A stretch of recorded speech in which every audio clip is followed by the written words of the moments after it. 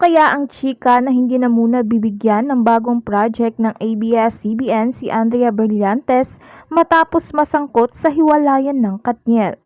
Yan ang mainit na pinag-usapan ng mga marites all over the universe. Ang chismis pagkatapos umano ng matagumpay na senior high, matetengga na muna ang karir ni Andrea. Ang balita kasi right after ng senior high ay bibigyan agad ng follow-up project ng ABS-CBN si Andrea, pero dahil nga siya ang sinisisi sa breakup ng Katniel, mukhang tinuruan raw ng leksyon ang dalaga. Ito ang chika ng talent manager at content creator na si Uji Diaz sa nakaraang episode ng kanyang programang Showbiz Update. Napag-usapan nga nila ang tungkol sa karir ni Andrea Brillantes. Say nito, actually kasi dapat masundan na yon ang senior high.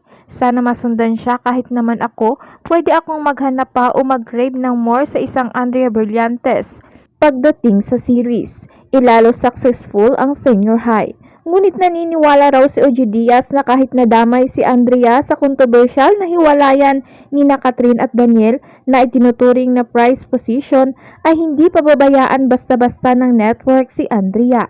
Dahil may nakausap umano ito sa management ng senior high dahil Claymore at maganda ang serye, kaya sila ulit ang mga bida. Matinding pambabash at pagnenega ang inabot ni Andrea Brillantes nang kumalat ang chikang siya ang third party umano sa breakup ng Katniel.